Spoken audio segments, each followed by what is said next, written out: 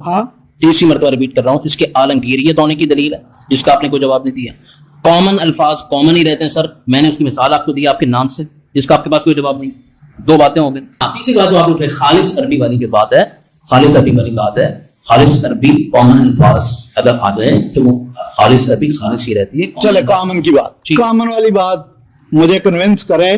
قبل از اسلام کی کسی کتاب کا کسی شاعری کا حوالہ دے دیں کہ اس میں انجیل کا لفظ لکھا ہوا تھا، اسلامی ریفرنس سے دے دیں تو پھر میں کہوں گا کہ ہاں یہ الفاظ کامن تھے. ادروائز میں کہوں گا قبل از اسلام کی کوئی معتبر کتاب، کوئی شاعر جس نے انجیل کا لفظ، جس نے آپ نے کیسا عجیب و غریب معیار کا کیا کامن ہونا کسی چیز کا قبل ہونے سے ثابت ہوتا ہے.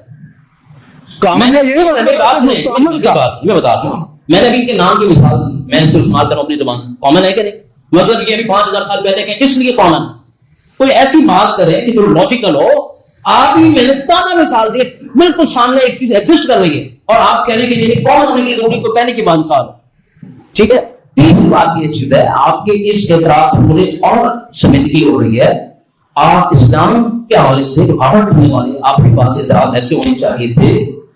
یہ اکثر میں لگانا بھول جاتا ہوں آپ کا عامر بھائی، جیسے بھی کریں آپ تو ایسے اعتراض ہونے چاہیے تھے واقعات والے کا.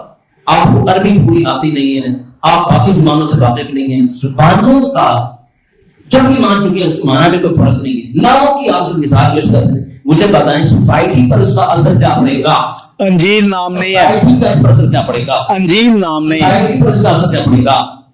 آپ گورنمنٹ کریں سوسائٹی کا فرد ہے. کیا انجیل نام ہے. جنان کیا ہوگا؟ انجیل کا مطلب ہے گڈ نیوز. تو گڈ نیوز نام ہو سکتا ہے. ٹھیک ہے ریکارڈ ہو گیا. ہاں ٹھیک ہے. چلیں نیکسٹ کوسچن. اور تو